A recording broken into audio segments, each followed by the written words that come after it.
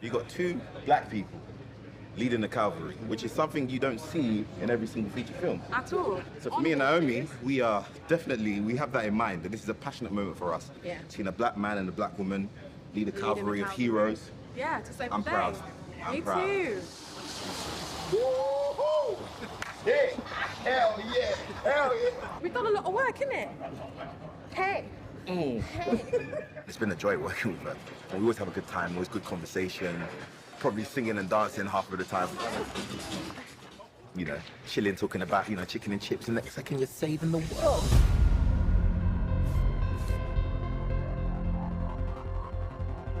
It's definitely the underdogs, the little guys, and certainly, well, a different thing than the Ewoks on Endor. But our new stormtroopers in red, this is the first time I'm actually seeing them, which is really, really cool. The idea that people of human scale can undo a machine of impossible scale definitely feels like it's a theme of this series.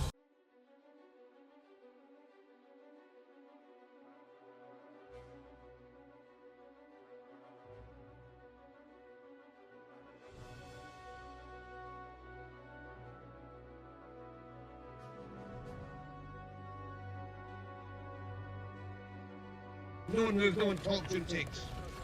Right, so we don't... Ready? What are we doing? Yeah, so we don't see it till... Yeah. First positions, please.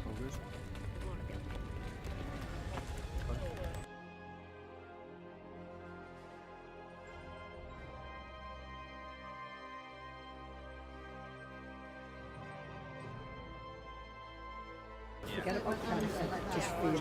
Just feel it. Just think of all the mechanics, forget all about cancer till you've done it a few times, and then we'll start saying, all right, now you jam it. You're not Naomi doing it, now you jam it. Yeah.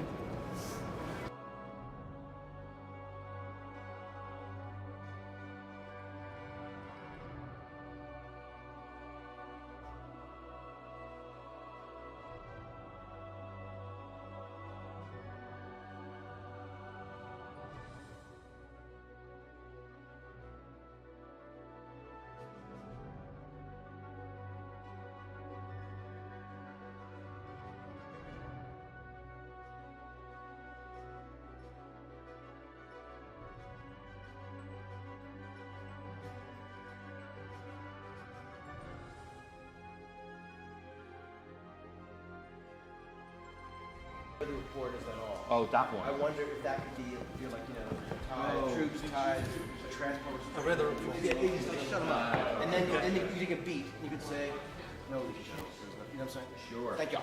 Yeah. That's one.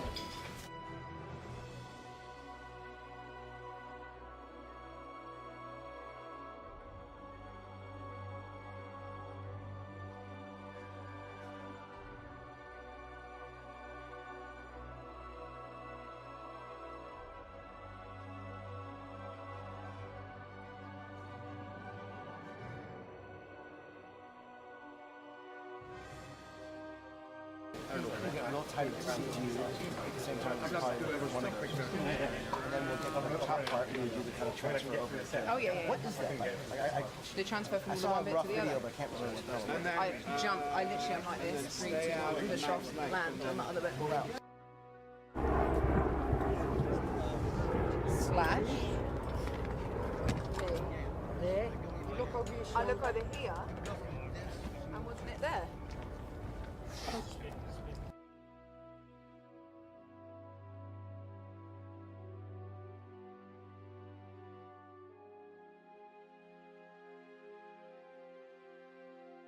Anthony back a little bit at the beginning, yeah. I can hear it. So if you just stay there and then we'll say Please. video and then Yes. Copy that. We were having a fun moment. We need to no. You're funny. He's loading and. I'm referring to this as like we got it. one last one after Rose. Clear the set. Wait.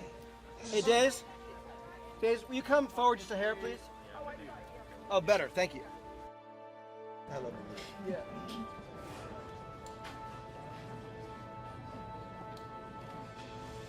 Oi!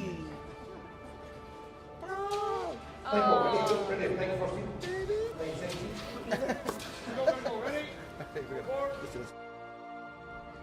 54 Baker, take 2, A marker.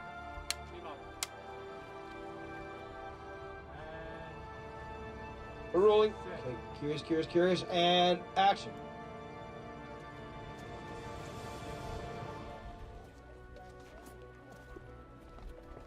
That's lucky.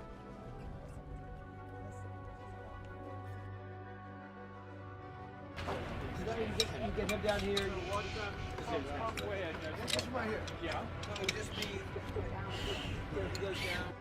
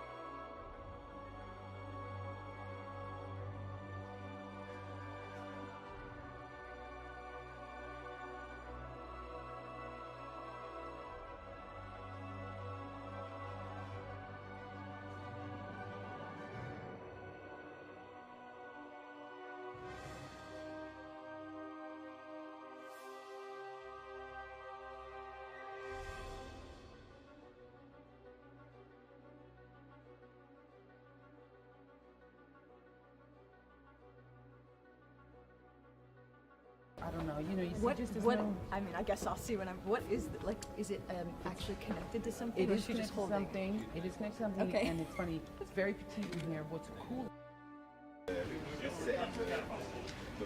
Another hassle coming at you. Here we go. Yeah, no.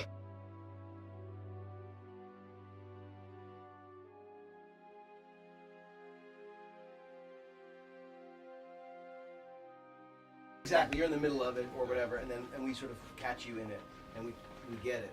And then at the end, if you just tighten the line up a little bit at the end, that'd be great. Thank you. Action, you're flying. Let's see the camera move, and you see them. Friends, check your starboard. Okay, cool. And cut.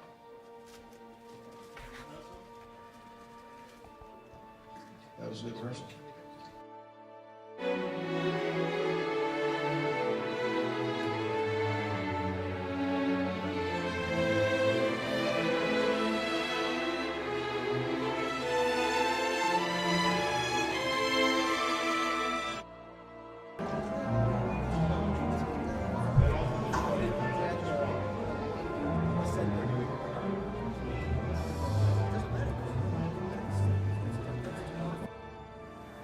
If you enjoyed this episode, and frankly, even if you didn't, don't forget to subscribe. And if you want to help spread the word, please give this video a thumbs up and tell your friends to subscribe. Please check out the official Star Wars Coffee merchandise, and don't forget to check out all of the content playlists on this channel, including The Rise of Skywalker, The Mandalorian, and much more.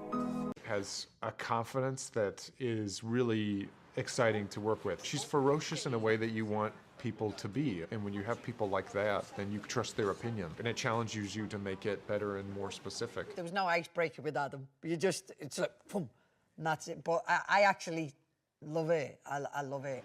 Even in rehearsals, Adam's in character. I'll go, Adam, you need to step out more. It's closing your strength down. And he's like, no, I don't need to step out more. Kylo Ren wouldn't be like that.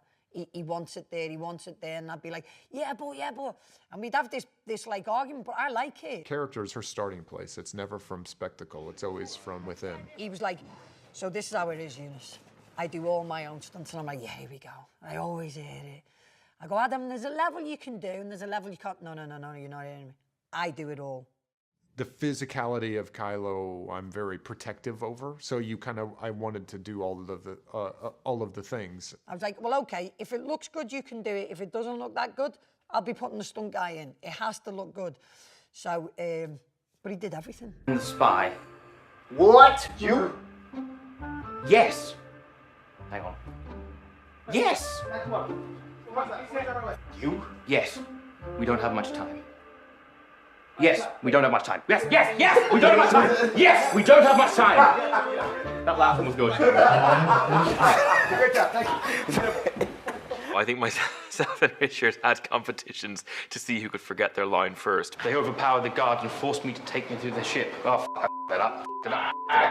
It was a... what is it? Sorry, what's his name again? It was a coordinated incurment. Allegiant Pride. Jesus, I said Pride now. This is what happened. The thing that JJ said to me when we first met, first meeting the first time, was that I imagine a journey of a character where it's almost the opposite, just isolating the original trilogy. That the journey of someone who, the opposite of Vader, where Vader starts the most confident, the most experienced, and over the course of 3 films is chipped away till he's his most vulnerable. And he had the idea of starting someone at that place and doing almost the exact opposite. At the start of the 3rd movie, I didn't know at that point how the 3rd movie ended, but someone who almost starts the most vulnerable and the most susceptible, and kind of gradually becomes more and more hardened with experience he's had, gets deeper and deeper into the dark side.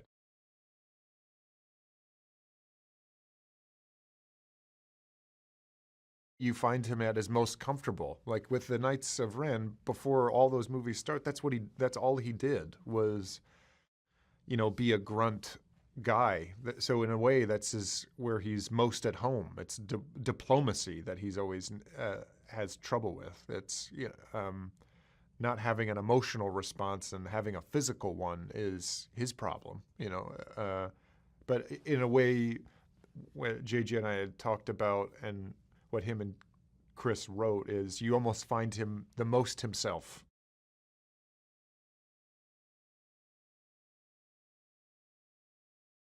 Working with Ian, I was really excited by, and but you get on set and you can't help but have him, get hit with, reliving these movies live, which is a pretty rare thing to have happen. You actually you get to act with,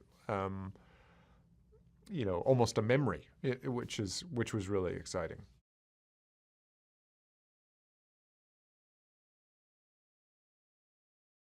The stunt team was, paramount. I mean, as they always are, but this one in particular, because there's so much fighting, But Eunice has a energy and a assuredness and a confidence that is really exciting to work with. There's lots of reasons why those movies have such longevity or touch so many different people from different cultures. Is its specificity with a story, but at the same time is so relatable. Being able to tell a very specific world, but make it applicable to such a large culture, and not sacrificing character for spectacle, even though spectacle is a huge part of that world. I think reading the script for the first time, I was just thrilled. I think what they've managed to do at all stages is keep it surprising without feeling forced. I think that's a really hard balance to strike, and I think that JJ and Chris really did a fantastic job about just keeping the surprises coming, but it all feeling part of the universe. So I was thrilled when I read it, and proper page turner. I think as soon as you meet the First Order in this one, it's very clear that Hux is not vying with Kylo Ren for supremacy anymore. So the dynamic has changed utterly, because before they could both run to Dad, they could both run to Snoke and say he's misbehaved, and that's gone now. Kylo Ren is in charge, so he still makes fun of Hux, and Hux is still at the end of some pretty stinging kind of jabs and stuff. But I think Kylo Ren is just not concerned with him anymore. He's kept him there because it's easier than losing him. But I think he's suffering silently. I think objectively, Hux is evil, because his action. I mean, what defines you are your actions, and his actions are appalling. Despite the fact that some of them end up working out for the good side, his actions over the course of 3 films is just like, there's many, many, many people died because of what he did. So I don't think you can think of him as a good person. And he did it all for personal glory and for because he was scared of something that was different. So yeah, I think objectively he is about as bad as a person can be, but he thinks he does it for the right reasons, you know, but it doesn't make it right. If you enjoyed this episode, and frankly, even if you didn't, don't forget to subscribe. And if you want to help spread the word, please give this video a thumbs up and tell your friends to subscribe. Please check out the official Star Wars Coffee merchandise, and don't forget to check out all of the content playlists on this channel, including The Rise of Skywalker, The Mandalorian, and much more.